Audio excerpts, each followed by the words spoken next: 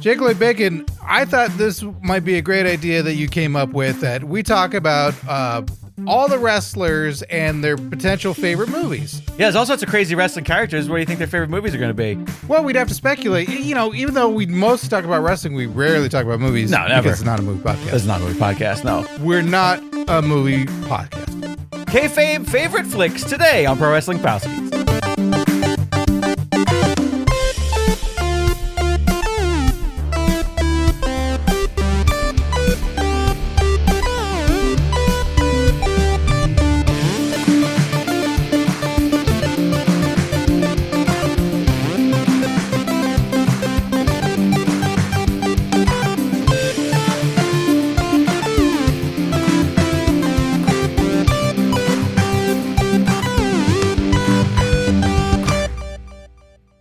Hey, Scott Narver. Hey, Jake Lloyd Bacon. There was a slight delay in my saying hello after the music because I did not start recording in the pod recorder section. We should get a producer for this show. Should really get somebody to mind the ones and twos. Mm-hmm. Maybe the threes and fours. You know what? Hi, everybody. Thanks for tuning in to the PWP. Hey, Mike Lucas, Tim Redbeard. We got some folks in the chat. If you would like to join these chats live as they occur, well, head on over to patreon.com/PW Palskis, and that's the place that you will do it. Or it'll be the end of you. Or you will get a threat of life from Scott Narver. No, I'm not threatening them. No? It could just be their own demise. It's like a chain letter. Oh, it's like a... Yeah, people don't send chain letters anymore. It's now just when you ask someone to do something and they don't do it, could be the end of you. You don't know. And now, does that mean that if one of our listeners tragically dies, we're at fault? No, because they didn't do it. Oh, they didn't complete the task at hand. Okay. And it was the end of them. Got it. Well, there you have it. Don't risk that happening to you. Head on over to patreon.com/PW Palskis. $5. Come on. Better spread the word. It's kind of like a chain letter. The chain letter writers evolved into internet trolls, says Tim Redbeard in the chat. I could see the correlation.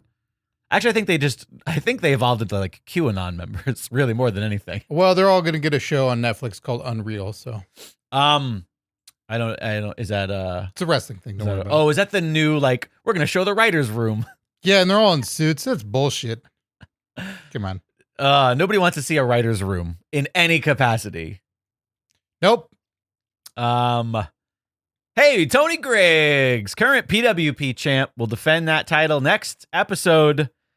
If you would like a shot at the PWP World Championship, well, you know what to do. I've already said it twice. It might be the end of you. Winning it might be the end of you in this instance. Could be. Yeah. You might have needed that money for something. What is $5 that may have saved someone's life? A Fiverr heart operation. Oh, shit. Can you get stuff like that on Fiverr nowadays? You can get everything on Fiverr. Really? Yeah. Anything that you want that's really bad, you can get it on Fiverr. Okay, good to know. It's like the Temu of services. Steve Sears was super stoked when he had learned of Fiverr when we were doing curtain jerks. He's like, we can get logos. Like we can get people to do art for us. And I was like, really? He's like, yeah, it's just $5. We got the worst shit. Really? Because it was $5. It was $5, and I kind of want to see this stuff. I don't know where it is. Like that's right. long gone. I mean, to be polite, I don't think a child that was in a iron mask could have drawn something worse than the shit that we got. Now I kind of want to throw a $5 out there to get some art for our show. Do it. And just to see how bad it is. See what we can get. You could be on Fiverr. Meaning like, I don't know that you are talented at what you do. And you could go like, I'll do it okay. Do it really, and people be fucking blown away. A really rushed version of it. Yeah. Yeah. I'll work if you're like, 1 well, minute. You want to see me on tenor. And then right. That's pretty good over there. But unfortunately I'm a baritone. Hey, what was I saying? We did Tony Griggs, we did all the stuff. Yeah. We did it. Might be the end of you, yada yada. That's the show, yada yada yada. Hey, there's so much happening in the world of wrestling right now. So let's not talk about any of that. I'm going to ask you one thing because we're skipping the news this week. Yeah. Because we went Mania and that was all pretty heavy. Now Yeah, we were returns 3 weeks live in a row. and returns are just kind of the big story overall. But Sure. I want to address something about something aesthetically when it comes to wrestlers returning. Okay. So we had now Aleister Black. I was about to call him Malachi Black, Right. but I believe he's Aleister He's Black. back again, to being right? Aleister, yep. And we have Rusev. We put two Yes. guys that have dropped their AEW names. Yep. Rusev and Aleister Black both returned on Monday and Friday, respectively.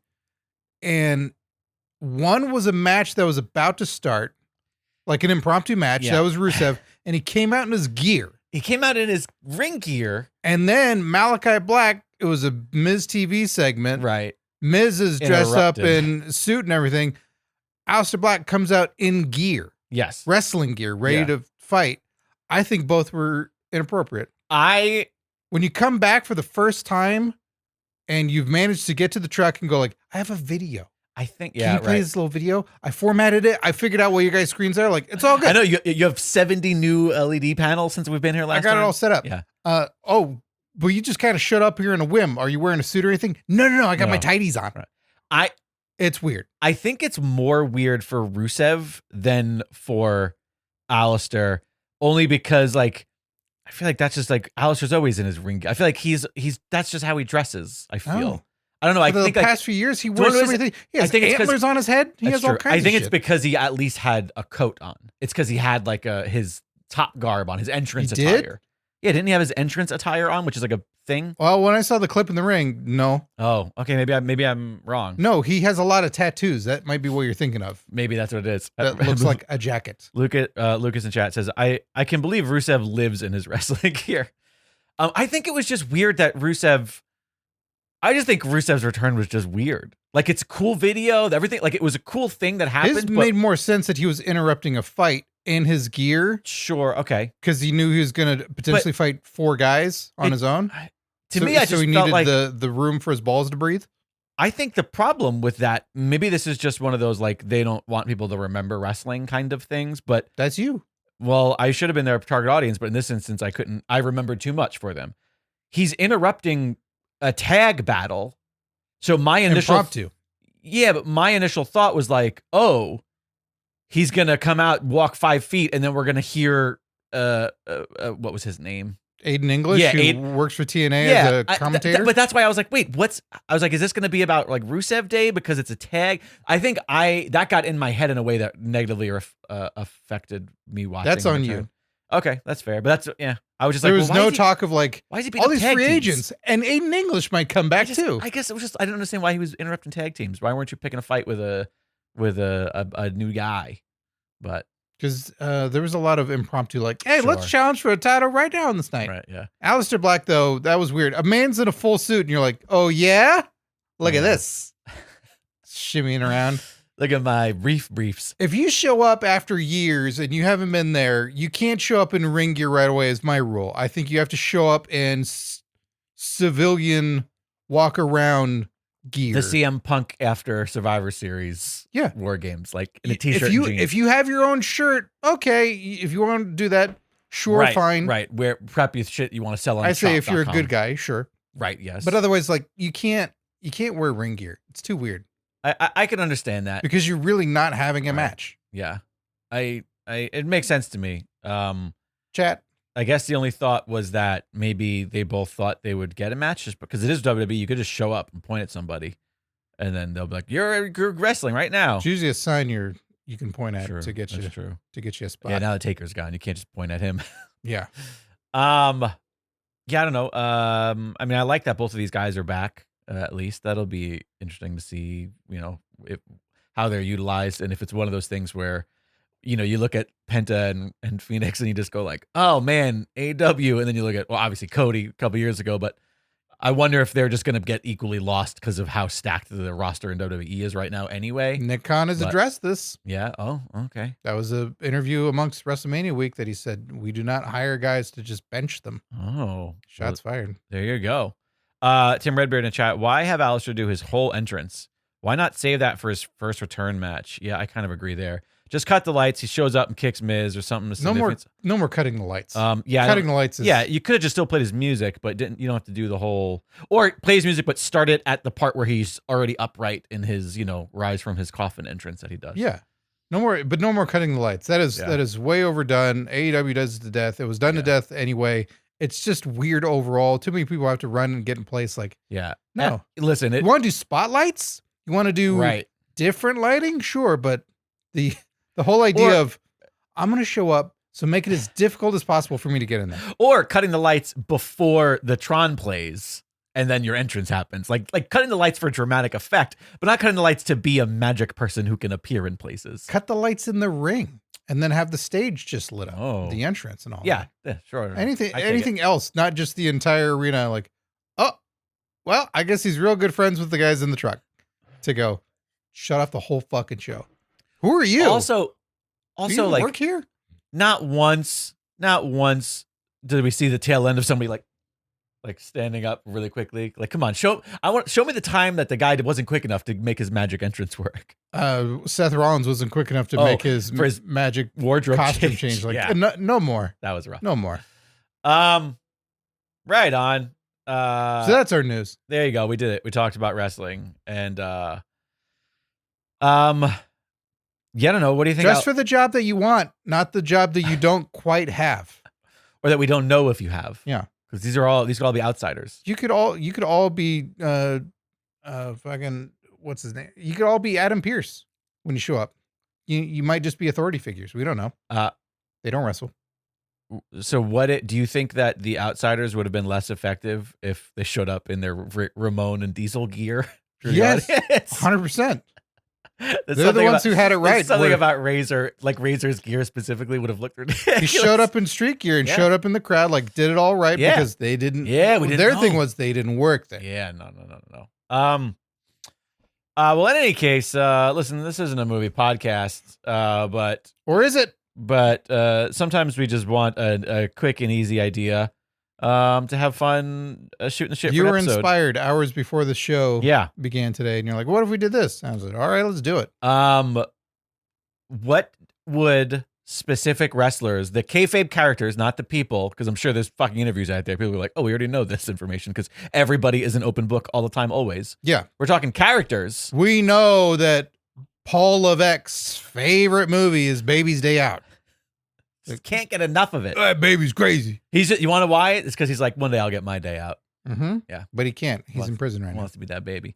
What are wrestler characters specifically? What are their favorite movies? What would their favorite movies be? Have these been real people with real opinions? I don't really know how to pick the people to chat about. Well, we have roster pages. Yeah. I feel like we just kind of go crazy. Do we do modern? We certainly accept the chat. I mean, yeah, of course. Movies have existed since forever, since as far as I know. The majority of wrestlers that we're aware of. Right. But yeah, I mean, modern. Strangler Lewis, I don't know. Legends. I couldn't speak to Strangler Lewis's favorite movie. Okay, well, this one might be a layup, or maybe we need to give it some more thought. He's one of your favorite wrestler characters of all time. What would Repo Man's favorite movie be? Well, I think he would be appreciative of Repo Man. Right. That's why But he'd be like, it's what I do. Right. Exactly. And it's not. He's like, it's kind of surreal, and look, Emilio's fun and all, but it's not really representative of what goes on. Sure. Okay. So I think he'd be like, yeah, it's fine.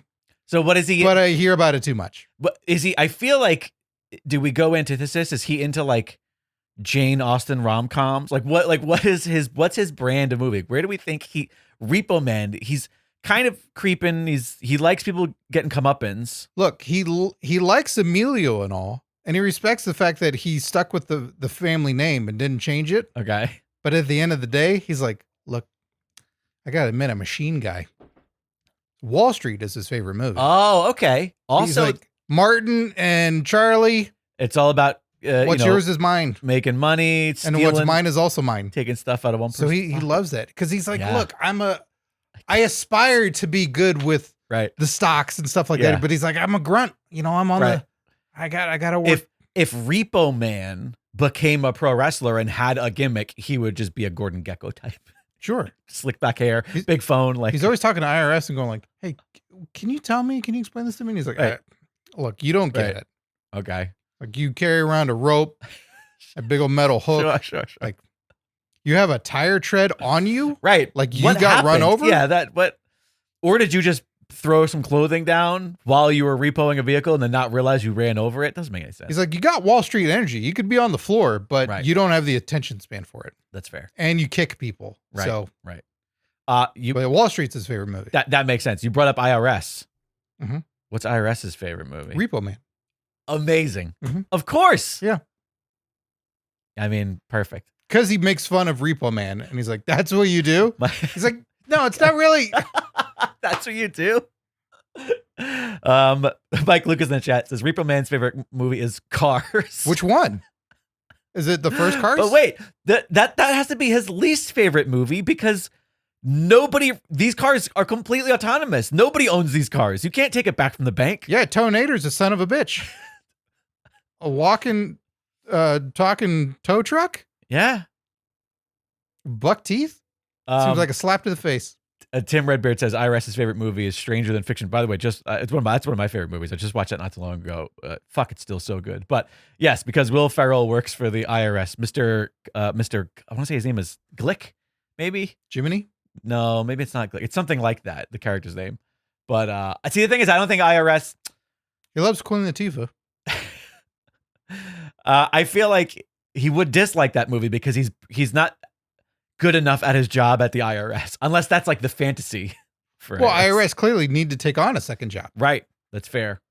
Yeah. Because really, his work comes around, Right. like a month out of the year, which is tough because it's mania season. Right. And it's also tax season.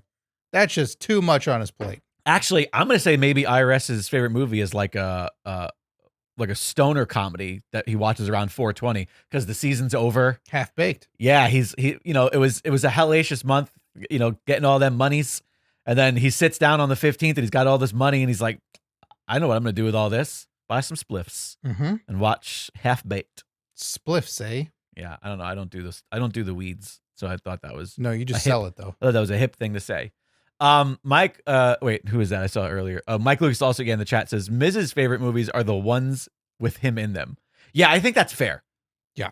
I think his favorite movie is Christmas Bounty. Not the Marine 6. No. I believe it's 6 is the final entry that we have at this point of And that's the Marine series. With him? Because he dies. Oh. Not his favorite. Okay. Yeah, I could assume. It's probably number 3. But you think he likes that more than, because I think he doesn't like that as much as like one of the other ones he's in because that one started with other wrestlers. Yeah, but he had more than anybody else. Oh, I see. So you think he has like a John Cena is in the first one. Right. He's a one and done. right? Ted DiBiase Jr., one and done. I legit forgot who the second person was. I was like, was it Orton? I couldn't remember. No, it's Ted right. DiBiase Ted DiBiase Jr. He's right. quite good. I would assume he's a For better a actor guy- than a wrestler. No, I'm not saying he's a better actor. Sure. He is quite good in this movie. Everything around it is kind of tailor-made to what he's capable of. Right. And he's a giant amongst all of them, amongst all the other people Sure, in the sure. movie. And his action scenes are very, very good. All right. He's pretty dang good at it. But one and done as well. Miz, I think, has 4. Okay. And then we get into one of them has a fucking shitload of people in it. It's got like Bo Dallas, Heath Slater, Oh, really? maybe a Good Brother. There's like 4 or 5 additional wrestlers in it, Right. which I always think is how you should have done the WWE films. And then later, like the last one is Becky Lynch and Shawn Michaels, and then maybe one of them has Lana in it. But I think Fair. like number 3, Right. where a lot of focus is on him, Right. probably his favorite. All right. I'll accept that. And also, it does make sense for the character to be like, yeah, that's the coolest thing. This is the coolest movie ever made. It's about a Marine, and it's me. Mm-hmm. Yeah, that's a great one. Miz is definitely vain enough to have one of his own. Yeah. Mike Lucas says Home Alone for CM Punk because Chicago. I mean, that's I don't- any, what's his name?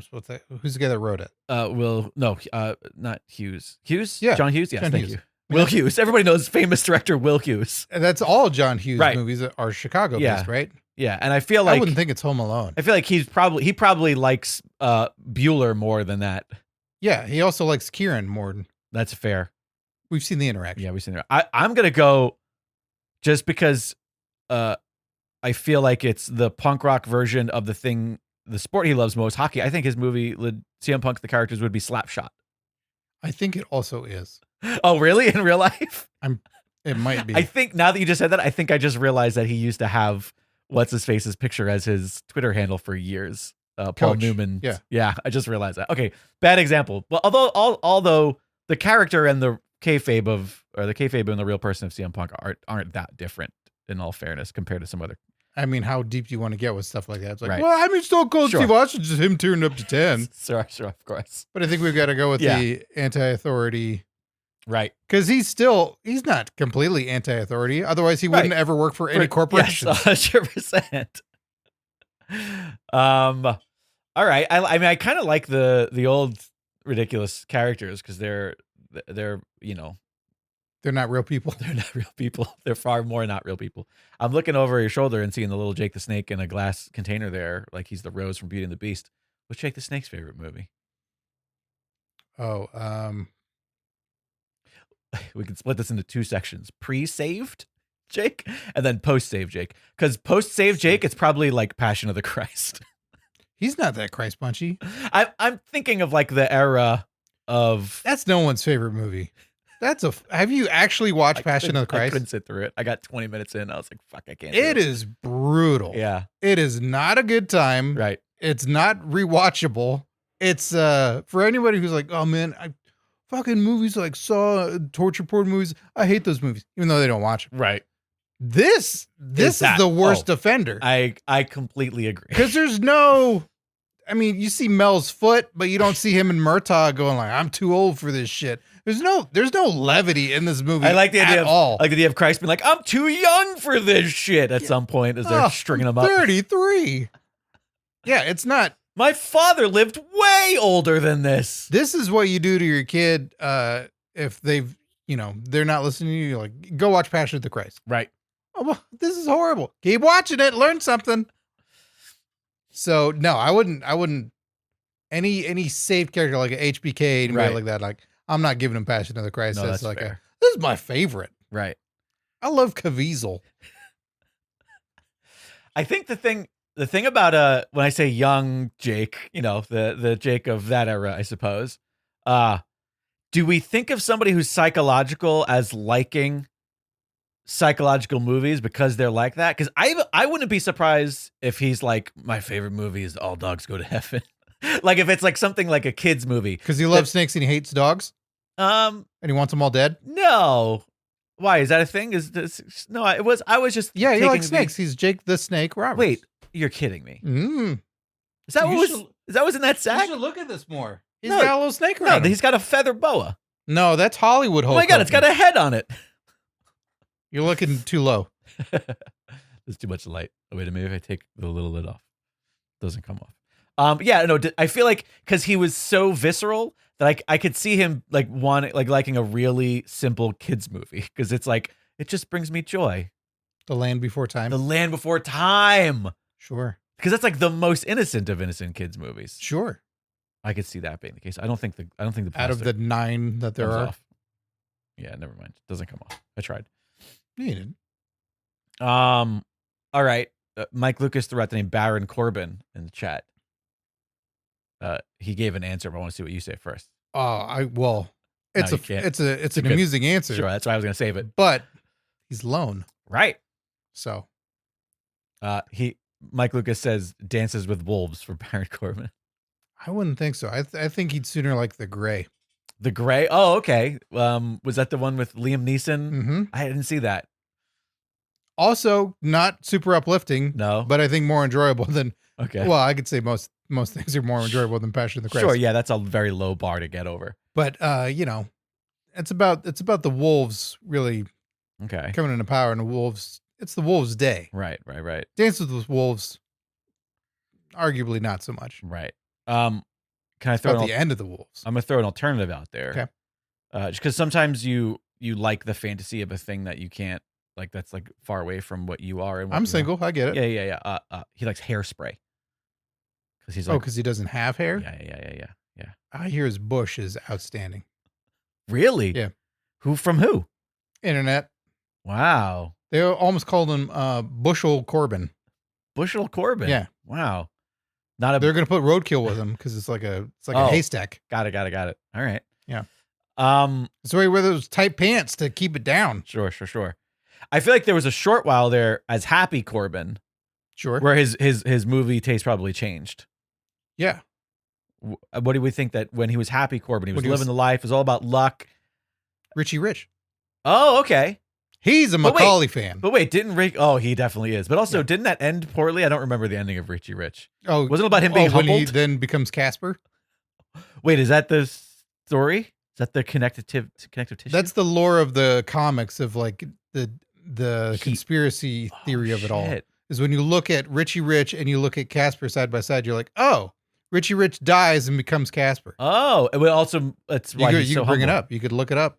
Let's see. You see the two, like you're talking about Kevin Nash looking like Pat McAfee. No. Practically Richie twins. Rich and Casper the Ghost. Richie, is it spelled I-E? Yeah, Richie. Or is it Rich? Rich? Rich I-E. Yeah, I didn't know if the E was a middle initial, like Chuck E. Cheese. Or Mark E. Extreme. That's ridiculous.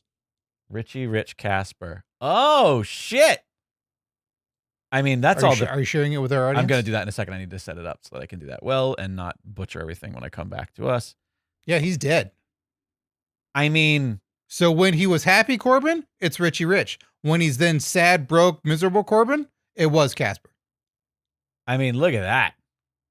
Can I move this in a way that's constructive? Look at that. That right there. I mean, that's all the proof I need. Oh, look at the faces side by side. They're literally the same. Yeah, he's dead.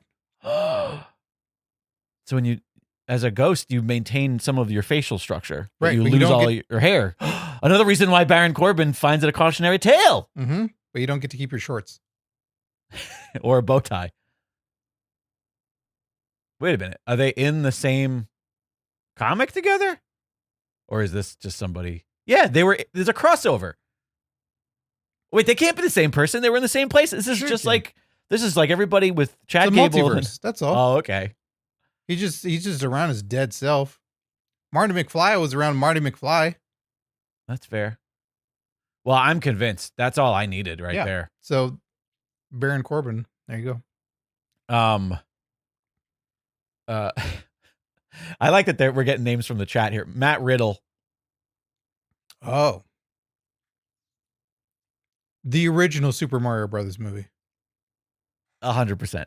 I don't even need an explanation. Yes, absolutely. What's his face and Leguizamo, Bob Hoskins. Bob Hoskins. And Lechego Sapo.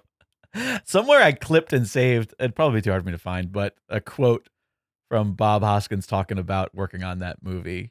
And the directors just had no idea what the fuck they were doing.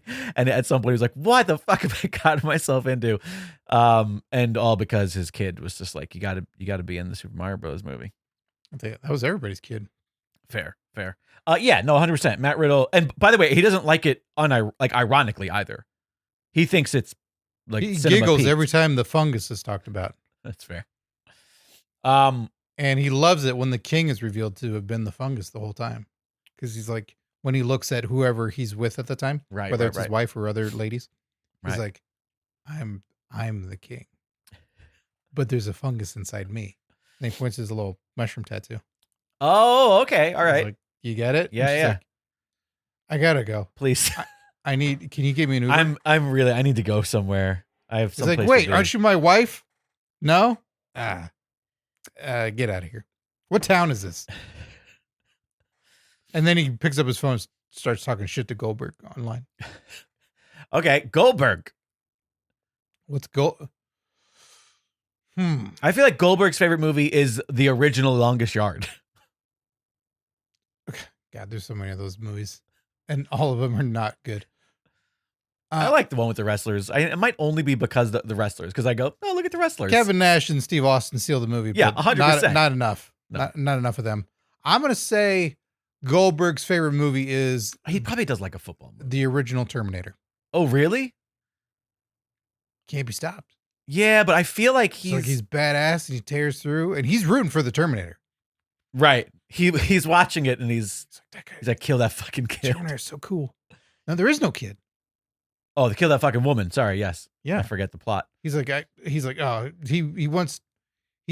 talked to Taker one time and he really holds it to heart and he's like, yeah, I hate Sarah too. Get rid of all the Sarahs. He at one point he wanted to get a tattoo just to have it removed. Goldberg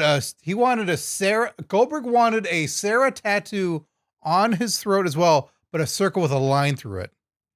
Right. Like the Ghostbusters. No look. Sarahs. Tim Redbird in chat says Goldberg. Oh no, I'm sorry. Mike Lucas says I feel like Goldberg is a Vin Diesel fan. I don't think so. I think there's a bald guy who talks gruff as well. Yeah, but I think that I'm assuming Vin Diesel is younger by at least, I don't know, maybe a decade. And I feel like seems likely. I feel like Goldberg doesn't like his favorite movie is not gonna be anybody with somebody who's younger than him. Because his ego is too big to be like, well, I couldn't have been in this movie. Son likes it. Oh, I see.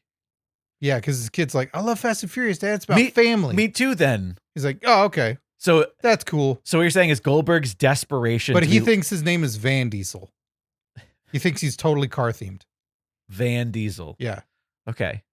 All right. Like that sounds like a Cars character. Yeah, so that's what he assumes. He's like, oh, the guy really loves cars. Goldberg likes cars. But that's why he's like, oh, his name is Van Diesel. He's like, no, it's Vin. He's like the number? A VIN number? That's not as cool. His name's Van Diesel. He just argues with him for no good reason. And he assumes that it's actually Dick Van Diesel and he just cut the dick off at the beginning of it. Yeah. For Hollywood. But once he heard about Tokyo Drift, he's like, I'm out. But what I was going to say is I like your premise that Goldberg's desire to be approved by his son or seek connectivity with his son is greater than his interest in liking anything of his own. I respect that. Yeah. He's a good dad. Rob Van Diesel. Mike Lucas is in the chat. Van Damsel. Oh, Rob Van Damsel. How has there not been a Van Damsel? That's like something Tony Storm would. Well, she has to grow out her hair long enough. Sure. A Van Damsel. That should have been like one. They should have had like a valet, like a lady valet that hung out with Rob Van Dam that was constantly getting into trouble. Well, he's going to be a Rob Van Dad here pretty soon. Oh shit! Really? Mm-hmm. Oh, his little Van Daminators. Yep. They did their job. Goldberg's favorite movie, Necessary Roughness. I can see that. Have you watched that movie? No, I've never seen it, but I know that it's not great. It's like of that era. What about Any Given Sunday? That's what my first thought was, like a football movie, because he just seems to be like he never got out of that mindset of being a football player. Sure, he did, because he started incorporating MMA. Oh, right. How could I forget? Yeah. Oh, maybe he was one of the first. He was a pioneer. Okay, so he loves the kickboxing movies, but only because he thinks that's Vin Diesel. He doesn't kickbox. I know, but I don't know, kind of martial arty. Let's go. I don't know. Now that we're talking about Van Damme, all of a sudden I'm thinking ECW. One of your dearest friends in the wrestling business, Balls Mahoney. Oh, Balls Mahoney's favorite movie. See, I think Balls Mahoney is one of the people who I think he was such like even as a character, he was kind of a lovable trash man. Mm-hmm. That I think his favorite movie is probably something that you do not expect. I bet you his favorite movie, Rover Dangerfield. What'd you say? Rover Dangerfield. I don't even know what that is. Is that a fake? Is that a dog version of Rodney Dangerfield? Like I would make something like that up. Like that you just point to the computer. Oh my God. You are not aware of this movie? I do not know what this is. 1991? Yeah, it's exactly what you said. It is is it voiced by Rodney Dangerfield? Yes, it is. Yeah. Notice the dog has a tie and pulling a non-existent collar. We're from the same hometown, by the way. You and Rover Dangerfield? Yeah. Holy shit. Yep. Share it with the rest of the class. I'm only this. Oh yeah, right. I forgot. Yeah, I'm the second coolest person to come out of Deer Park, New York. Do that buttons. Yeah, Rover Dangerfield. I had no idea. He's even doing the no respect. Yeah. pulling on his tie. I mean, it's a good likeness if I was going to see him as a dog. And this literally says the dog who gets no respect is the subtitle. Mm-hmm. Okay, I could see this. But Balls never he knows who Rodney Dangerfield is. Right. And he's seen Rover Dangerfield, but never in his life did he ever make the connection. No. He thinks this is just an original. In fact, if he saw Rodney Dangerfield. He's like, talking dog, that's comedy gold. Yeah. And a dog that doesn't get any respect, that's crazy because they're man's best friend. They get all the respect in the world. He thinks it's so funny and so great. He's just like, I love it. Yeah, you know what? I accept that. But I feel like that's his vibe more so than something that super violent. Yeah, that's like violent or like heavy metalish. Because it seems like teeth. Yeah, right. I mean, we have 3 people all in one that would be fun to venture through, and that is the 3 Faces of Foley. Mm. I mean, each very distinctive. So you're talking about Mick Foley's favorite movie, or are you talking about each of the characters? I see. Right, with the 3 faces. So, what is Mankind's, Dude Loves, and Cactus Jack's? Well, I feel like Mankind's like his favorite movie is like because of the character of the like, oh, I really am a sweetheart. I'm just like a broken inside. I feel like his favorite movie is like Miracle on 34th Street. Or like one of those. Now you're talking to Mick Foley. I know, but I think that's because of what was brought to that character of that. You know, I think like maybe the early. I like that you with CM Punk. You're like, I think his favorite movie is actually his favorite movie. But no, in this instance, Foley, it tracks. In his book, I think it's one of his. Okay, well then it doesn't have to be a Christmas movie, but something like that. Then, something of that era. Passion of the Christ speaks to. No, actually, I'm struggling to think of the other movie that's like that, but not a Christmas movie that I can't think of right now. So It's a Wonderful Life is also a Christmas movie. What's that fucking movie that I'm trying to think of? Give me any clues to like who's in it, what happens. No, I couldn't tell you. I have like a reference in my head that I can't pull. Like it's not even a movie I'm familiar with. I just know that it exists, and it's one of those sort of movies. And there's no other pieces to it. Not that my brain can pull right now. No, I'm too brain broken. But it's something like that. It's definitely like it's an old movie. It's got to be like a classic. Okay. Preferably like a black and white. And it has to be something that speaks to like the innocence of life and, sort of like you can't take it with you. That's actually a really good one. That's a good one for Mankind. Absolutely. At some point in that movie, I'm sure was it the ballet teacher? Kalenka. Wait, what's the character's name? It's been too long for me. Russian. Yeah, there's a Russian ballet at some point who is also a wrestler. At some point, he probably gave somebody a mandible claw in that movie, and he was like, "That's where I got it from." Okay, but it's also a really sweet movie. I like that. You Can't Take It With You is a good one for him. Okay, and now, Dude Love. The obvious answer was given in the chat, and that was Dazed and Confused. But I think that movie's too deep for him. He's not a drug guy. Yeah, he's also not. He's like I think another obvious answer, Deep Throat. But it's not it. I think he's more about like having fun. Yeah. It's got to be a movie that's just about, there's like very low stakes for Dude Love. Just having a good time. Dazed and Confused is too slice of life. It's his favorite movie is the live action Scooby-Doo. The James Gunn movie? James Gunn? Yeah. Scooby-Doo? Yeah. I'm pretty sure that's a James Gunn movie. Is it? Yeah. Hold on. No. Yeah. Is the soundtrack crazy? Scooby-Doo. With live action, I should write. Yeah. With your 2002 Scooby-Doo. This one, the one you're talking about? Yeah. Yeah. With Matthew Lillard? Writer, James Gunn. Oh, and 2 other people. But I think he's the I had no primary. idea. Yeah.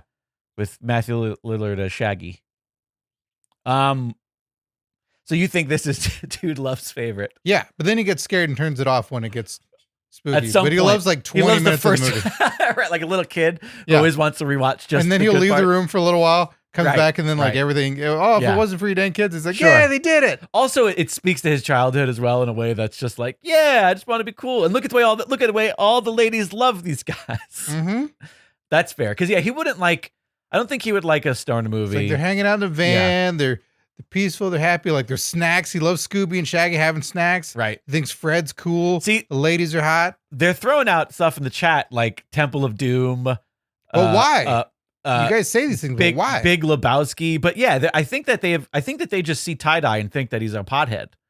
But I do not associate Dude Love with He being loves a the pothead. ladies. Yeah. No. Yeah, absolutely. He doesn't smoke the grass. He doesn't Right. do the doobies. Sure. In fact, the only thing I don't recall this movie, the Scooby-Doo movie, but I do think he would be more into a musical if this isn't a musical. I do feel like it's got to have like dancing ladies and like singing and dancing. You got Velma and Daphne. Again, I haven't seen it, so let's go ahead and say that.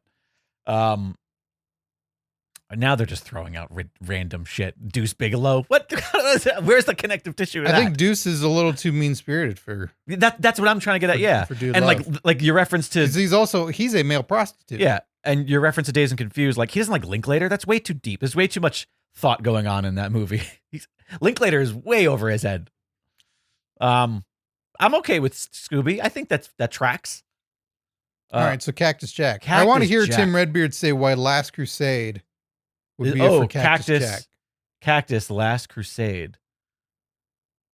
Yeah, I don't know about that. Oh, I think because he was trying to do a bit because he said Raiders, Temple, and Last Crusade. See what he did? He said his comments are separated, but Mankind was Raiders. Oh, I think he was just doing a bit. I don't know the reasoning behind any of it. okay. I associate Dude Love with acid, Mankind with cocaine, and Cactus Jack with alcohol. Okay. All right. Yeah, Cactus Jack. I feel like Cactus Jack is into like his favorite movie is like Old Boy. He's into like some weird Japanese, like It's not violent Japanese. or Korean. Sorry. Well, in that nature. So he loves. He's into violence. I think it's just about. It has nothing to do with the story. Okay, because that Old Boy has a lot to do with the I know. story. Yeah, I know. That was my first thing I grabbed, but not the best example. But Okay. it's something in that realm. One of those sort of hyper violent, sort of like that's the point of it kind of movies. Look at how cruel and violent this could be. Cactus Jack. So potentially, because But also he's done so much in Japan. He said the death matches. right. I'm gonna say it's Kill Bill Volume 1 Okay. because he loves the scene with what is it? The 106? What's the group? I don't remember. What I'm talking about is the Lucy Lou's gang. Right. Like it's a gang, and the name of their gang has the number of Crazy 88s. Crazy 88s. Right. So I almost got confused. I almost called them the Hatchet Gang from Kung Fu Hustle, and I was like, I know that's not right. So I think that it's like, Right. when he thinks he goes to Japan, it's like, oh yeah, and he watches the bride doing this. He's like, yeah, but just drop an elbow.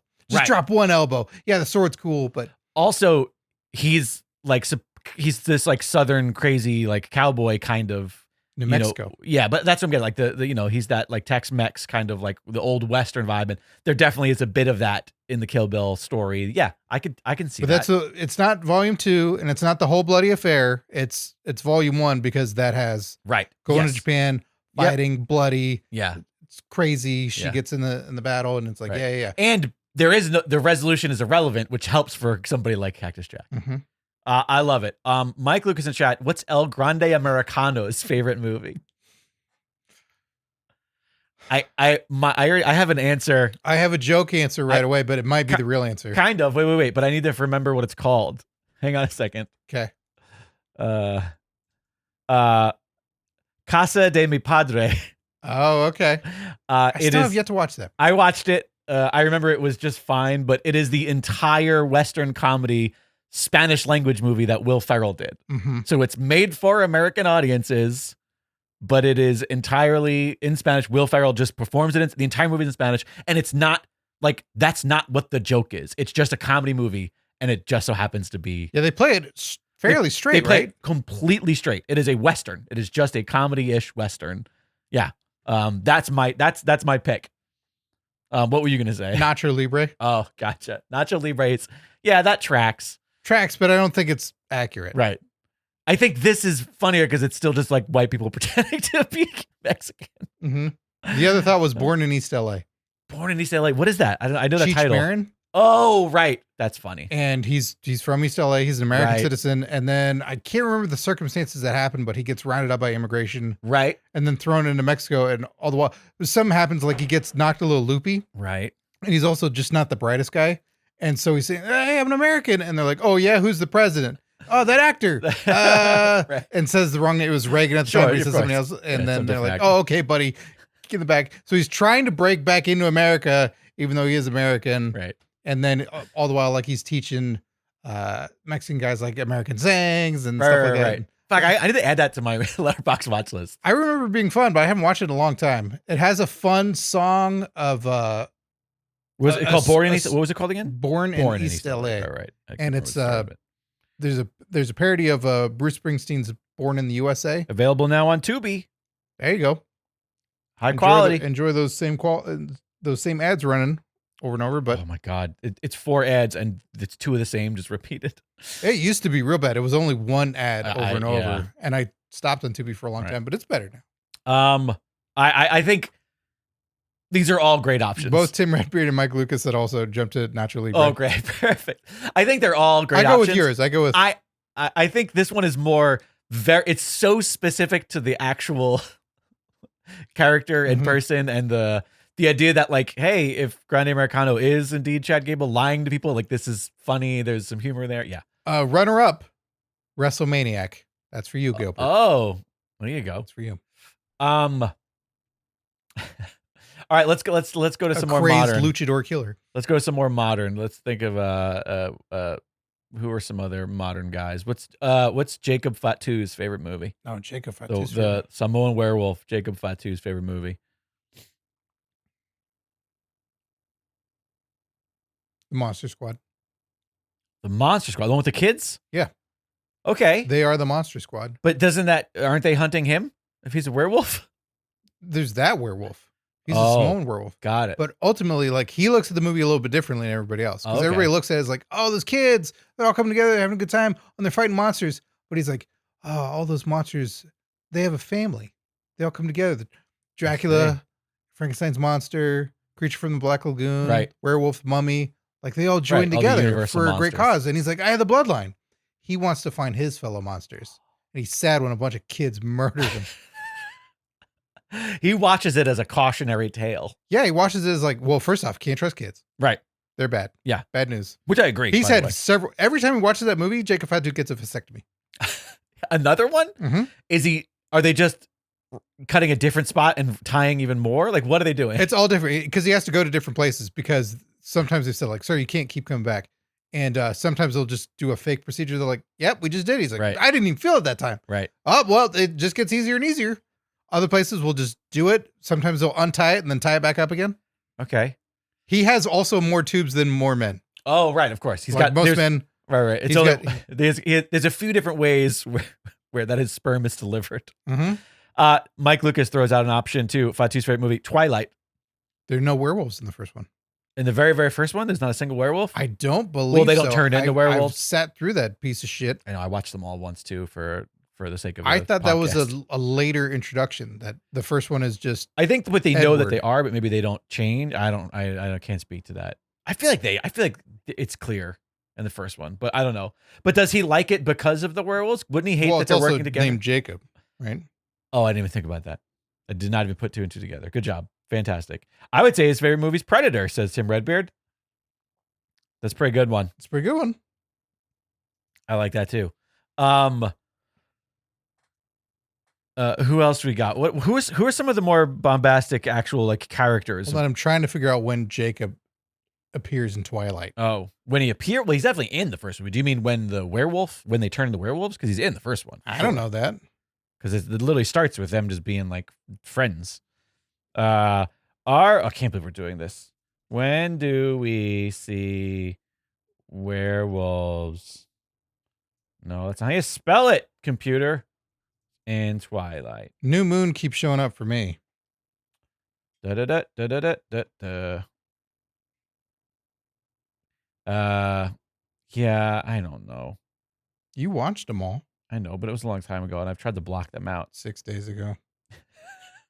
6 days ago. I watched all of them in one day, 6 days ago. 6 days ago. Best 6 days of his life. Because he did it every day. I don't know, I'm going back to look at the poster for Casa de Mi Padre.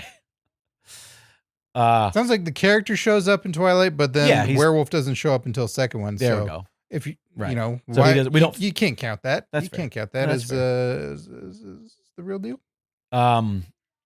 Moose. Oh my gosh, it's a shame that TNA X Division champion at the time of this recording. Oh man, what that's tough to me because I don't have a strong grasp on Moose as a character. I guess I just haven't watched him enough throughout the years.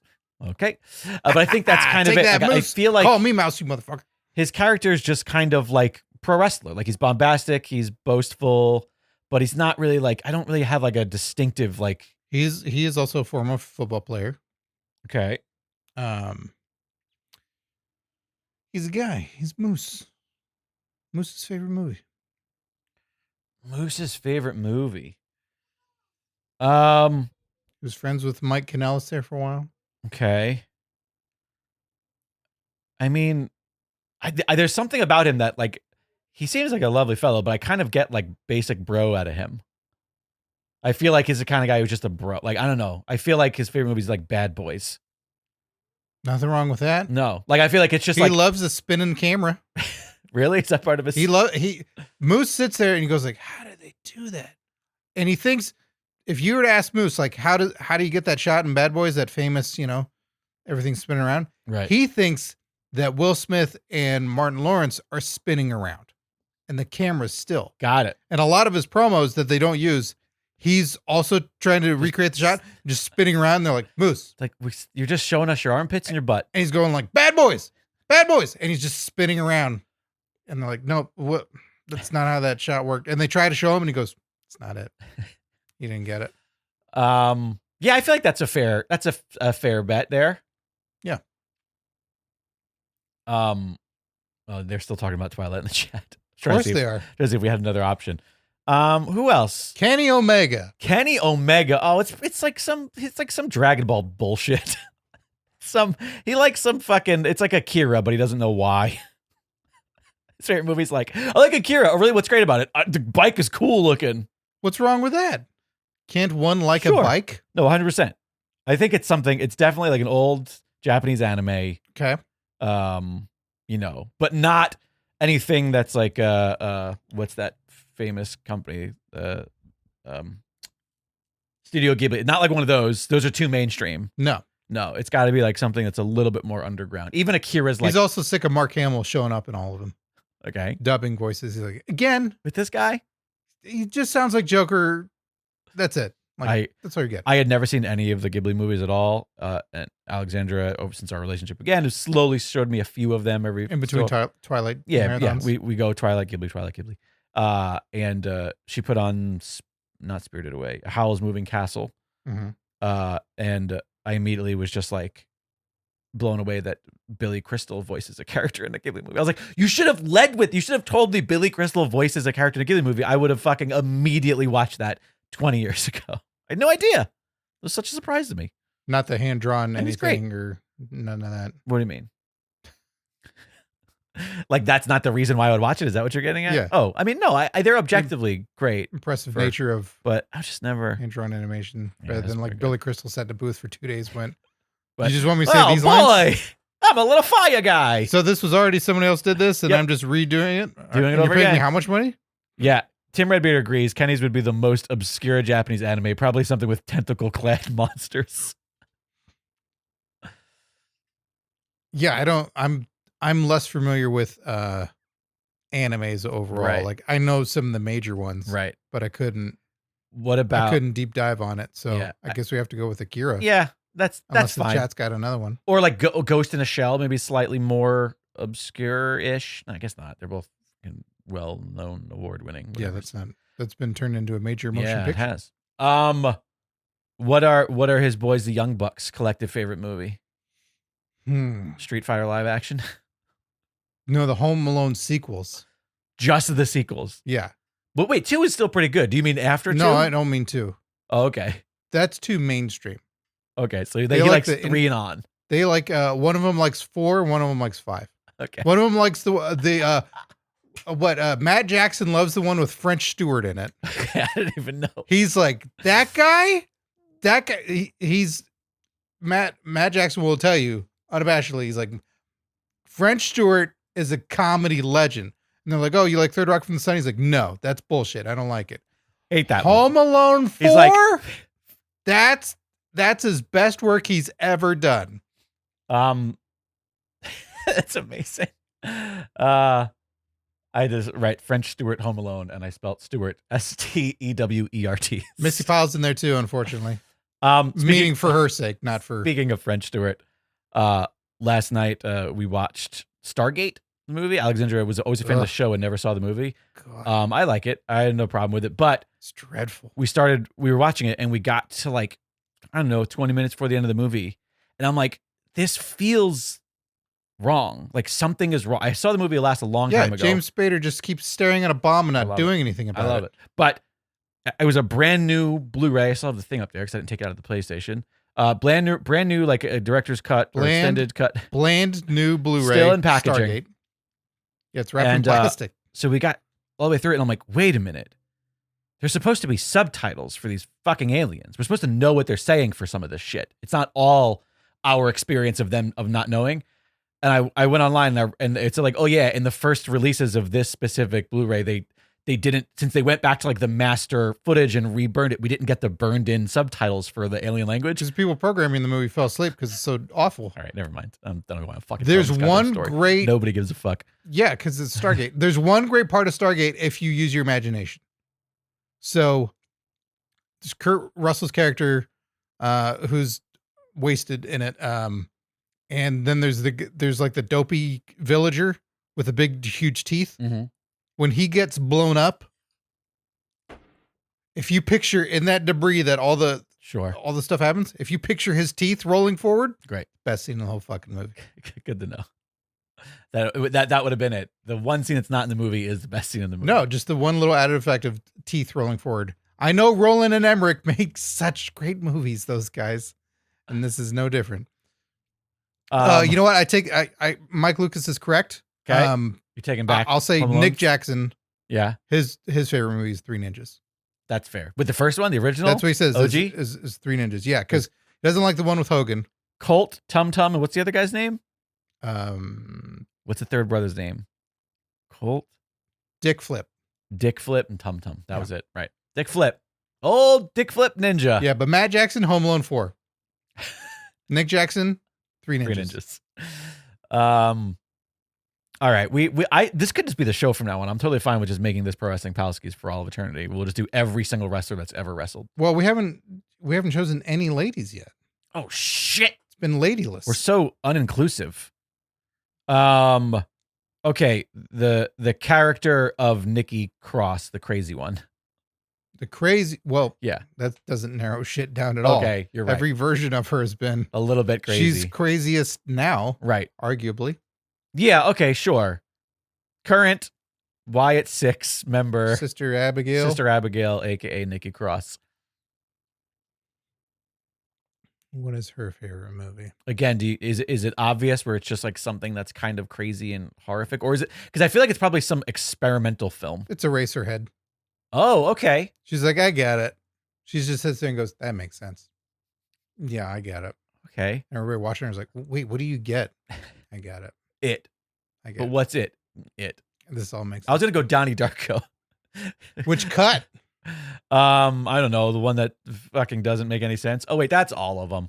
Yeah, that's a good call. Tim Redford said The Nun, which I don't know. I feel like that's too modern. It's in The Nun. Nun's not great. No, I want to like The Nun, but it's okay. Conjuring 2, that's where it's at. That's if you want your Valak. It's Primo Nun. Okay. Charlotte Flair. Don't need to pick a character. They've always been the same. Well, she says she wants to bring more of her real life self into her character. Okay. So that's what she's working on. It's just not her real life face. I want to get the name right before I make a guess. Okay, sure. I'll allow it. I'm trying to remember the actress's name. This is casual. We just do whatever the fuck we want here. I'm trying to remember the actress name before. Okay. It's gonna take me a moment. So vamp. Okay.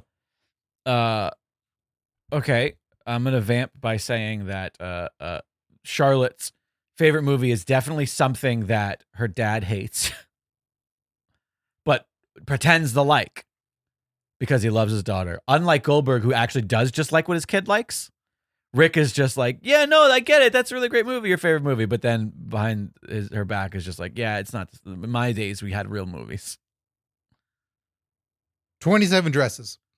27 Dresses. Yeah. That's her favorite. That's her favorite. We just watched that pretty recently. Was it a double bill with Stargate? No, it was a double deal. A double dill? Double dill. It was a double bill with. Someone likes the dills. With 28 Days. Because I thought they were somewhat related, but the other one is actually just about a drug-addled Sandy Bullock in rehab. I thought it was a rom-com. All right, Office joke. We get it. Wait, what? I don't get it. The Office did that. Oh, really? I Bust you. did not know that. That was Jenna Fisher. 100% legitimate. I did not know. I thought it was a rom-com based on the cover. Pam's character watched 28 Days Later thinking it was 28 Days and watched the entire thing because she kept thinking like, oh, it's going to turn into this funny rom-com, right? And then she was scared to death. So Jim's like, you couldn't tell from the box? You couldn't tell from this? That's funny. Mine, I was looking for something like 27 Dresses and ended up with just the 28 Days. So mine wasn't even the horror thing. I thought it was just like, went up numerically. Yeah. But anyways. She's a bridesmaid. Dresses, yes. 27 times in her life. That's what's her face from Katherine Heigl. Katherine Heigl from Knocked Up. Yeah, it's a fun movie. But that's what she feels like. She's all these marriages is like, it just felt like it was a bridesmaid. Like, I'm gonna have to get married like 27 times to find the right guy. Can I, if that's how we're doing it, also alternative option, 4 weddings and a funeral. Why that one? Because at some point she'll have had 4 weddings and have to attend her father's funeral. Right. That yeah. Mike Lucas says Mean Girls, or that's right. Tin Rebber says Mean Girls. Mike says Devil Wears Prada for Charlotte. I've never seen either one. Oh, really? Mean Girls. They're both fucking great movies. Mean Girls, obviously, a little bit superior to Devil Wears Prada, but Devil Wears Prada's fine. Which one? Mean Girls or Mean Girls? The original is good because it's in the sequel. It's also called Mean Girls. No, it's not a sequel. It's a reboot. It's a new modern era. Isn't it? Yeah. I thought many people were returning as nope. Tina Fey's not in it again. Yeah, but not but unrelated. In a way, actually, that's not true. I think she plays kind of the same character, but it's a completely different universe, and that's why it's confusing. It was like, oh, it's a sequel. It's new Mean Girls, but this time they sing. Okay. Is there another lady that we want to? Careful with that sentence there. Do we want to tackle? You're engaged. Another lady we want to tackle before we move on. We should probably go. We got hotline calls to take. We should probably talk about wrestling a little bit in this at some point. Let me see here. Let's see if we can find a good capper for it all. Let's go to the chat. Chat, what's our final? Who's our final girl? It's our final lady that we're going to get the movie for. See, this is why you want to join the Patreon. Why you want to join the live chats. Mike says Becky. Becky Lynch. Becky Lynch. Irish lady. Is the man. Married to Seth. So something that with wardrobe, it's like, forget it. Because that's just. The first thing that came to mind was Bridesmaids, because you got an Irish love interest in Chris O'Dowd. So there's literally an Irish the man in it. When rewatching that movie, which you did recently, they do not go well together at all. They don't have great chemistry. Like they're fun to watch together. They're both funny, but they never agree on anything. Really? Their approaches to like how something goes on in life, and he's like, it should be this way, you should do this, and he doesn't listen to her at all. Really? Like as a couple, they're not gonna last. As a couple, they're not gonna fucking last. I love that so much. They're both charming and funny, but just oil and water. Right. The two of them. When you really just look at it and you go, oh no, it's not gonna work. That's funny. I call John Hamm again. I have another idea though. Okay. Banshees of Inisherin, because it reminds her of home. But also, she's starting to feel the way Gleason felt about what's his face. I didn't see it. The whole movie is about how I always want to call him his son's name Domhnall, but that's not his name. which Gleason? What's his dad's name? Brendan Gleason. Essentially is in this long friendship with Colin Penguin. I'm confusing names all the time. But he's just really annoying, and he decides he just wants to stop being his friend, and it's just about deciding the Penguin's annoying. Yeah, Penguin's okay. annoying. Just decides I'm done. I do not want to be your friend anymore. But it's just this old, Irish island, this tiny little village, and like, how do you avoid that? It makes you think of her marriage. It makes me think of how she's going to eventually feel about sex. God, he's fucking annoying. Yeah. Eventually, she's going to start cutting off her own fingers just to show him it's time to fucking go. He's like, well, what are you going to listen to? Dad freaking dad or mom freaking mom? She's like, oh my, just shut up. It's just mom, dad. Don't say it like that. Tim Redbeard says The Departed or Boondock Saints, sticking with Boston and Ireland, I guess, Irish. And everybody needs to wake up and realize Boondock Saints is no one's favorite movie. Those are awful. I remember liking the first one, and then when the second one came out, I was like, oh, this will be great. And then I was like, yeah, I don't know. But I feel like it's one of those movies that's like made for teenage boys. Yes. Like that's what, like, and then they need to do a little bit of the last time that I watched it, I was probably in my early 20s, and I was like, great fucking movie. No, doesn't hold up. I never thought they held up. I always thought they were just rip-offs and horrible and nonsensical and dumb. Interesting.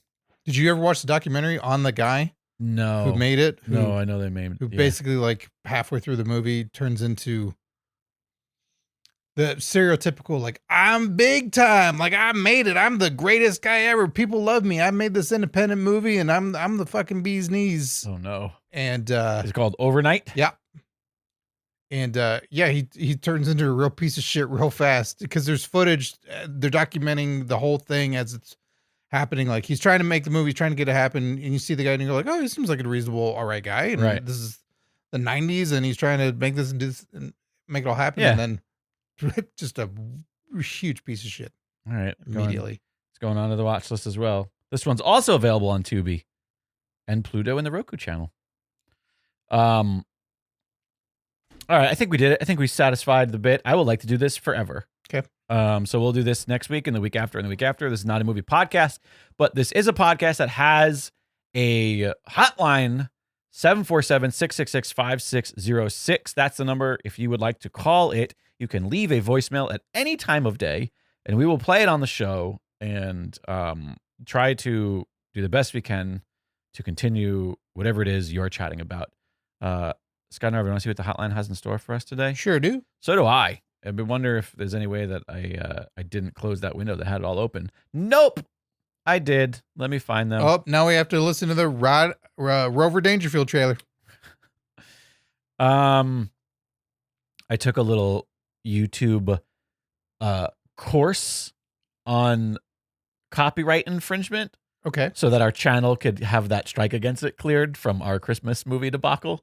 Because it said, like, you can either dispute the claim against your video, or you can take this 5-minute long claims or whatever it is, like copyright course, where you answer questions and it explains to you why they're right or wrong. Okay. And it says that once you take that in like 30 days, the claim will be waived from our channel. We'll have no more strikes against us. So I took that for us this morning. Took that bullet. I took that bullet and I took that bullet right in the butt. I wrote a Catholic prayer on it. What am I looking for? Oh, yeah, that's right. Voicemail. How the Pope died. R.I.P. D'Angelo De Niro. I really hope we get Pope Pizza Balla. What? One of the potential popes' last name is Pizza Balla. Oh. Yeah. That's just, I mean, how do you not get Pizza Balla, right? Right. That's a winner right there. I forget what his first name is. It's something real Italian. He's like Giuseppe Pizza Balla. Okay, here we go. That's an NXT name waiting to go. All right, hotline call. Hope everybody can hear this. I didn't test it. Hey, what's up, fellas? This is Mr. Vicious, Remo Vinci. It's been a little while. Hope everybody's doing okay. Scott, I want to start off saying what I think you're doing with your pops, man, is very commendable, man, and I'm going to keep y'all in my prayers. I hope everything goes well, and I know how much of an undertaking all of that can be, so big ups to you for that, my brother. But getting right into Mania, man, I just wanted to say first and foremost, Jacob Fatu is my new favorite wrestler. That dude is gangster. He's like the Marshawn Lynch of wrestling. He's awesome. I listened to him on a podcast earlier today, and he reminded me of like Matt Dre, somebody straight from the Bay Area. That dude is is thugged out, and I'm digging it. I dig his style and everything with it. So big ups to Jacob Fatu. I'm anxious to see what happens with the bloodline going forward. That's going to be dope. And also, I wanted to make a couple points real quick.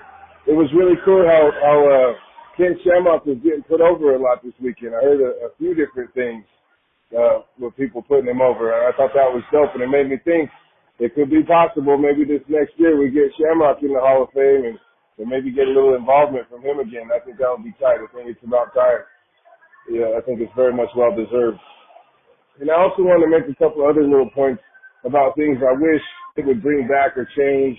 I wish the entrances at this WrestleMania would have been something better instead of like just a little glorified Raw entrance like it seemed like for most of them.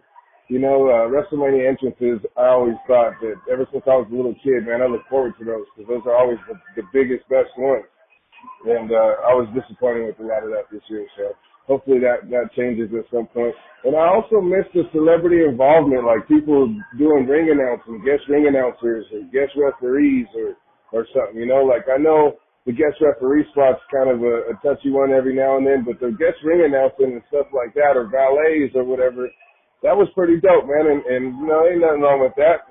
Somebody to walk down. They show plenty of people on the ringside and stuff like that. So anyway, just want to give y'all a little what I was thinking about. Check out my podcast if you want the rest of it. Go check out the Vicious Network. Anybody that's keeping out my music for the podcast, I appreciate y'all. Anyway, love you guys. Peace out, man. And like I said, Scott, you're in my prayers, my brother. Peace. Remo V. Also a good Pope name. Remo V. That's pretty good. Pope Remo V. Pope V. So I started having to write stuff down because he had a lot of different points to make, and I was like, oh, we're gonna forget all these. You got 3 minutes. Yeah, I mean, get them all in. Doesn't mean I need to fill it. I'm just gonna go ahead and put that out there. You have such a long message for the people to record. Fat 2, he wants to big up Fat 2 for being gangsted out. I wrote that down. He is very gangster. Gangsted out. I don't know who he was. He referenced somebody. He said, "Oh, he's kind of like blah blah blah." I couldn't catch it. I caught it, but I don't okay. familiar. I don't remember. No, but it was somebody who I'm not familiar with. Matt something or other from the Bay Area. But yeah, new favorite wrestler. That's fun to hear. Yeah, he's one of mine too. Just a new favorite. I love watching him. Talking a little about Shamrock. Did you ever watch or go back and watch any of the Hall of Fame stuff from last week? No. I'd seen clips in the first place, and I did think it was strange that Shamrock wasn't involved in the honoring of the moment with Bret Hart and Steve Austin. Like, why is Shamrock was is a major part of that and whole match. That what he's referencing is that they acknowledged that, like, Brett and Steve did, yeah. But not, the company didn't. But yeah, and very much they were like, Shamrock was just as much a part of this. Like they put him over. They were like, oh, we couldn't have done this without him. Blah blah blah. So like, I think that's what he's referencing. As far as him getting a Hall of Fame nod and coming back and doing something, I mean, like he's still like of the age where, you know, he's not going to be the legend that some other people were as far as like this person coming back, but he is like someone from yesteryear who they could make a big deal of for a segment here and there, and I'm fine with that. Oh, I think he'd be huge. Yeah, you think so? Yeah, because he's still mobile, he's still relevant in the world. Like, I don't know the whole UFC part of it and what Dana White's feelings of today are on Ken, but sure, like there's the guy that this company's looking for overall, like the combo. Right. He's a UFC legend. He's a UFC champion, and he's a WWE champion amongst WWE, but he's done both successfully. Yeah. And he hasn't he's a great personality. Yeah. He can talk. And as far as we know, he hasn't been offered and accepted a woman in exchange for a contract, which is nice. I mean, there was shady stuff going on with his sister. Oh no, was there? Oh, god damn it. No, I just mean in storyline and all. Oh, gotcha. Okay. Ryan Shamrock. But I mean, but Ken's very deserving of all this. Like, totally. Of all the people to not highlight and put out there, it's the guy that is in both worlds that the company represents right now. They haul out Dana White, that, you know, to a wrestling crowd, a guy who has shit on their product over and over again, and it's like, no, bring out Ken. Yeah, no, I'm all for that. Remo also talked about wanting WrestleMania entrances to be more of a bigger deal, and the point that I actually do. There was one car, and then there was another car. Right. That you had ATVs, you had dirt bikes. What more could you possibly want? Oh, something elaborate and cool. We had a band from the 90s. I mean, come on. That was cool. That was the best part. I'm not gonna lie. But yeah, the entrances, I This year agree. they were a little subpar. It wasn't imaginative. Let's put it that way. Yes, that's what it was. Yes. And Especially the night when you go, two. LA Knight's going to come up one way and Charlotte's going to come up the other way. And it's like, come on, Right. that's really it. And You do, even if it is the cars that we were talking, like, what else about it? It should have been a hot lady driving LA Knight. Sure. Give him a kiss on the cheek before Right. it goes out, and the additional little things to it. Where if it's just a basic big extra thing, Right. add some details to it. Right. Yeah. Have fun with I forgot what I was gonna say. Shit. it. Entrances, lackluster, Yeah, celebrity yeah. involvement. Oh no, Talked what I was about- gonna say was the other thing is like the ones that did feel like, oh, there's doing something. It was just because there was some fucking brand tie-in, Right. and it didn't actually like when Drew McIntyre came out, I was like, what the fuck? Oh, he's dressed for a fucking video game. Like I didn't. It was just like, I don't know. It didn't feel like it was good. It was. It didn't underwhelming. feel special to him. right. It was like cool that you're wearing all that gear. It looks good on you, Sure, of course. but I don't make any Also, association then with he this to you. stood next to a statue, and I thought, oh, he's gonna take the shield off of it. He's gonna do something with it. And he just like was like, yeah, hey, this is a cool thing from that thing we're promoting, and then walked on by. I was like, oh, okay, never mind. I thought Jeff Goldblum might come up behind him and go, "That is one big pile of shit." Oh, okay. But tenacious though. Mhm. And then the other thing, celebs. That is true. I feel like, I mean, the unfortunate reality is we got like Travis Scott as the involvement. It's like that's what I don't And want. way too long. Yeah, way that's too what I don't much. want, It but- could have been divided up into many people, but we watched WrestleMania 1 on our watch along Totally. a little bit ago, which had tons of. Right. It has Muhammad Ali as the special guest enforcer. Yes. I think they call him the special guest referee, but the Right. enforcer But wasn't yeah, involved yet. there's another referee who's actually refereeing But the to match. address Rewo's point of, yeah, the referee can sometimes be a tough spot, but the enforcer, like Mike Right. Tyson did, and basically what Ali did, like that's great Chuck because Norris at that one Survivor Series. With Yeah. Yokozuna. he's Yeah. kicking Jarrett. Yeah. You know that they're going to come into play. Right. You don't have to rely on them to put together work. the whole match and right. make sure everything goes right, but they will be involved, and that's Right. built-in excitement right there. And even though there's, even though like this specific example is a little bit, there's some negative things about the behind the scenes of it. When we had like, Pam Anderson come out with Shawn Michaels, like that worked. She's like the big star of the time, the big sex symbol. He's a sexy boy. He's I putting think himself he was out there. on as- Baywatch. Oh, either right. before or after. Right. for Yeah, a so, like, thing. that sort of stuff where it's just like, yeah, someone could just come out. They could walk out to the Yeah. ring with them. They could. Bob Uecker Yeah. doing ring announcing for WrestleMania 3. Like, Right. Yeah. it works. That stuff Totally. is great and can be utilized with 2 fucking nights. I Right, totally yeah. agree with Remo. Yeah, on I this. agree. Because especially when it's like, they always used to say, like, this is the biggest event in all of entertainment. The stars come out for this. Like, yeah, but if you're just cutting to them in the front row and then we don't see them there in the next match, we know that they're not really out for it. We know that they're there to promote whatever it is they're promoting for that moment. Or Yeah, and whatever. like It Jelly feels Roll vain. sang and stuff. It's like, yeah, okay, but Yeah. what else can you utilize? Right. Dana White doing awful voice narration for the pre-video package for the show, where he's just angry. Like, no, Yeah. Not working. come on, we can do better. We can do better. All right. Let's see. We got one more hotline call. Hey everybody, this is Mask Llama of the Legendary Fighting Federation. First off, just want to call and say, Scott, good luck dealing with the stuff you're going through, man. That absolutely sucks. Wish you the best. And yeah, things are so much more important than wrestling out there, and we all recognize that. But since wrestling is important, I did want to talk about that.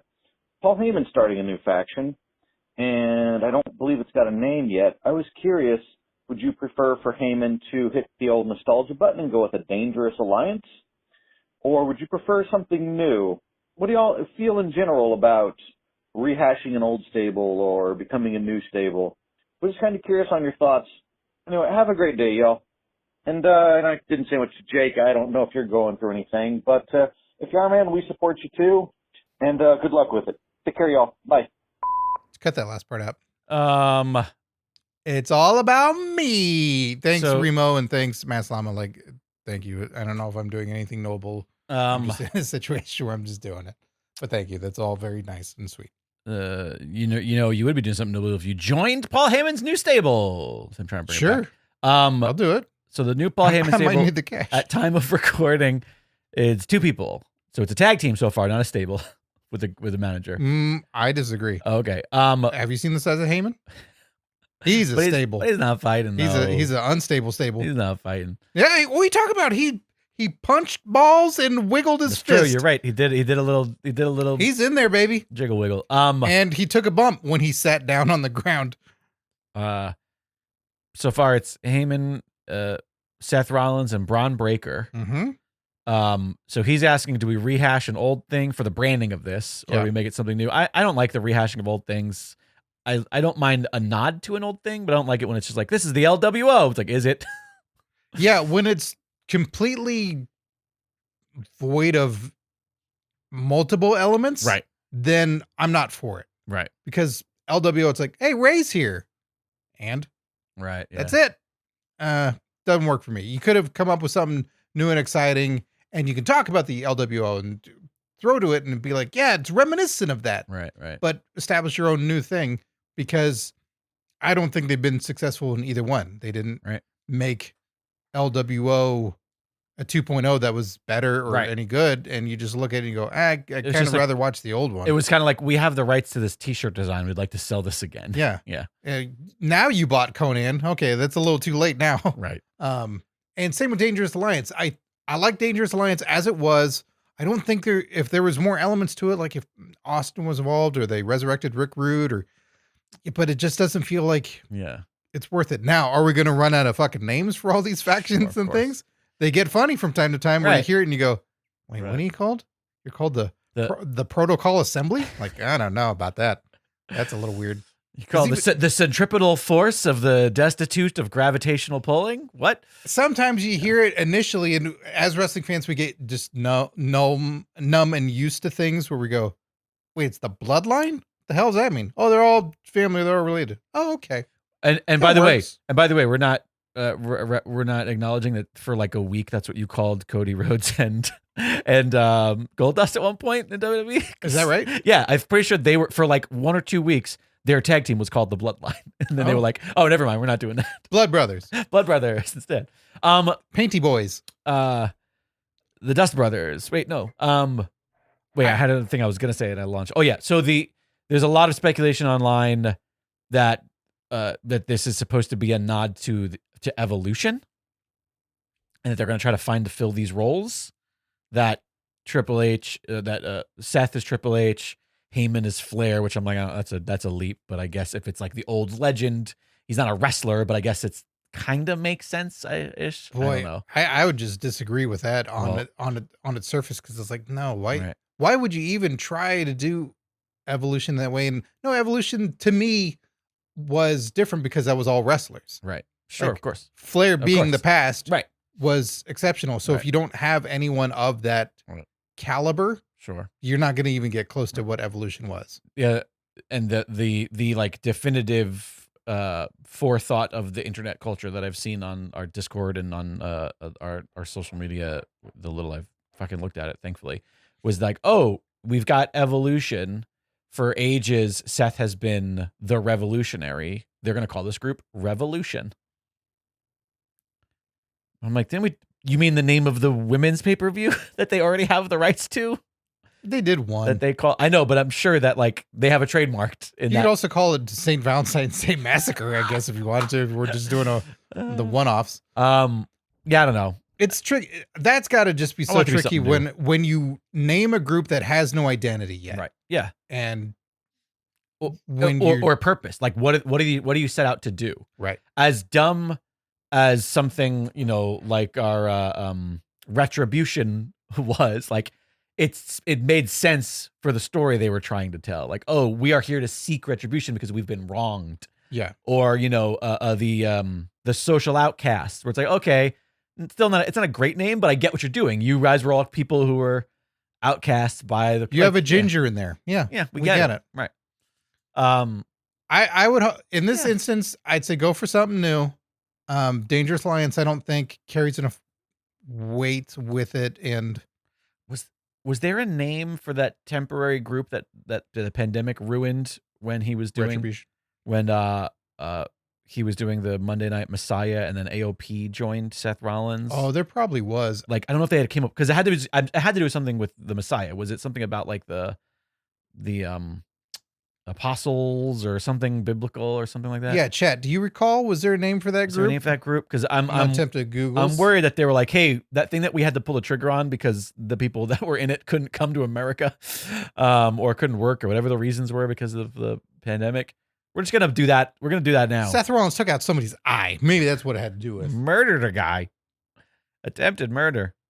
No, that was Baron Corbin, Oh, there we go. who did 2 murders. Let me see here. Throwing people off a I'm roof. gonna thumb through Wikipedia and see if I can find in that era if it had a name or not. I don't know. It's tricky. It's certainly fun to throw back if you own the thing and you want to do a revamp, but Austin's not going to be involved. He's not going to come and get in it or anything. So I feel like, Heyman still has cell phones. That's about the only thing you can say, like Dangerous Lions. We got the Visionary, yada yada, Jeff Hardy, Elimination Chamber. Just looking for key points here. So far, not seeing the name of the group. Also, like, I know that they're gonna get one, but like maybe for a while we just don't have one. Maybe for a while they're just this group that hangs out. We don't need to name them all the time. Maybe save it. The Buddy Guy Bros? The Buddy Guy Bros. Heyman's little Buddy Guy Bros. Paul Heyman's little guys. Not currently not seeing anything. Doesn't mean that doesn't exist. All right, well, there you have it. Thanks for those hotline calls. Once again, if you want to call and leave a message for us of any kind, 747-666-5606 is how you do it. We're going to get out of here. Once again, we must acknowledge Tony Griggs, current PWP World Champ, will defend that title on the next episode. Thanks to those who joined us live. If you want to also join these live recordings, you got to do that over at patreon.com/PW Palskis. Check out pwpalskis.com. Snag yourself some merch, like a sweet hat. We got t-shirts, we got mugs, phone cases, we got hoodies. Like there's a mug there, there's a hoodie behind, up on the top shelf there. Bedpans, urinals, socks, sheets, stuff for pajamas. the people that need home care. I'm sure we're going to come out with that whole watch batteries. 2 different bits. Yeah. Don't know what you're doing. I explained it. Trying to just get us out of here. All right, I think we did it. Anything else, Scott? We got to thank the Palskis. Oh, shit, we got to thank the current Patreon Palskis. So thank you to all of you who support the show and keep going and all that extra content that is available online at our Patreon. So just go to the website and check all that stuff out. Adrian Avina, AJ0314, Alex Pierce, Alice Rader, Andrea Beeler, Gilbert Short, Mass Lama, Mexican Stallion, Michael Beltran, Mike Lucas, Strong Style, Suicide, Tim Redbeard, Tom Hader, and Tony Griggs, the current PWP champ. Thanks to each and every one of you for continued support of the program. Could not, would not, should not do the show without you. We hope you had fun today. This is not a movie podcast. I sure had fun because it is always a blast hanging out with you, the Pro Wrestling Palskis.